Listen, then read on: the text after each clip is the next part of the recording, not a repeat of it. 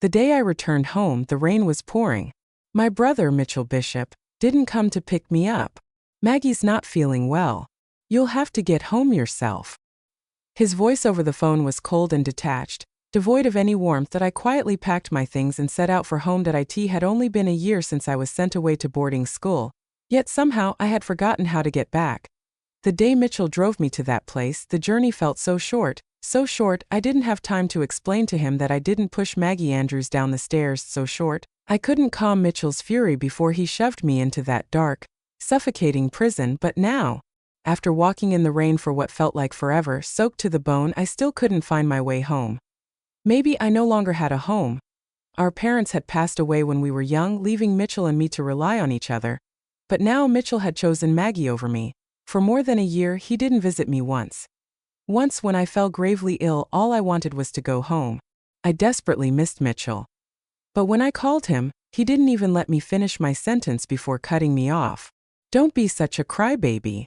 Mitchell abandoned me. I had no home to return to. You're making a scene. You've been there a whole year. Why are you still this stubborn? Mitchell stormed into the police station, his face a mask of irritation as he glared at me, dripping wet from head to toe. His brows furrowed in disdain, and his voice lashed out like a whip. Maggie was sick today. That's the only reason I didn't pick you up. You're an adult now, aren't you? Can't you find your way home without pulling a stunt like this? Did you really think I'd let this kind of behavior slide? I'm sorry, Mitchell. I didn't mean to. I really forgot how to get home. My legs trembled, and the sound of his anger made my body instinctively cold with fear. Already shivering from the rain, I now felt frozen to my core. When Mitchell fell silent, his expression unreadable, I panicked. Without thinking, I groveled before him. It's my fault, Mitchell. It's all my fault. Please forgive me. Don't send me back there again. I promise I'll be good. I'll do whatever you say, Mitchell. Even the police were stunned. One of them hurried to lift me up and gently tried to reason with him. Let's go home. I don't want you embarrassing me here. Mitchell's face was dark with fury.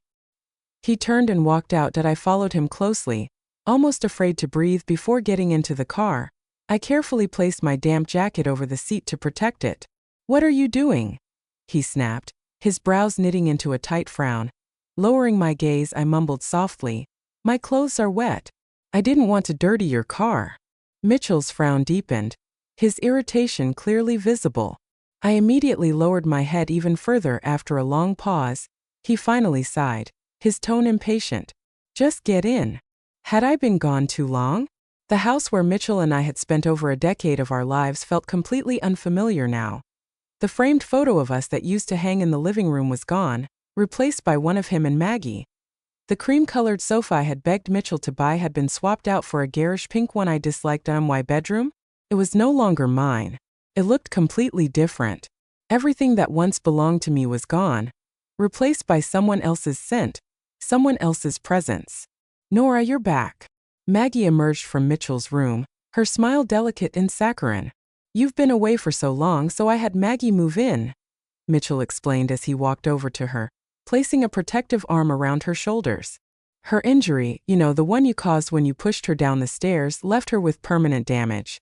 Try to be more understanding. I've had the small attic room cleaned out for you. You'll stay there from now on. I glanced up at the dark, cramped attic space. It used to be nothing more than storage for old junk. But I didn't complain. At least it was a place to sleep. A tea school. 8 of us were crammed into a tiny, poorly ventilated dorm room. On hot, humid nights, I would wake up drenched in sweat, feeling like I was suffocating under the weight of an invisible stone pressing down on my chest. But even that wasn't the worst of it. Shortly after arriving at the school late one night, I woke to the sensation of hands groping me.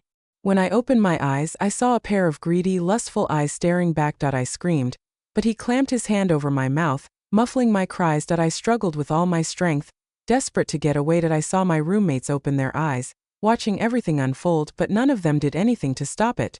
From that night on, I never slept soundly again. Compared to that, this attic, small, cold, and isolated as it was, felt like a blessing.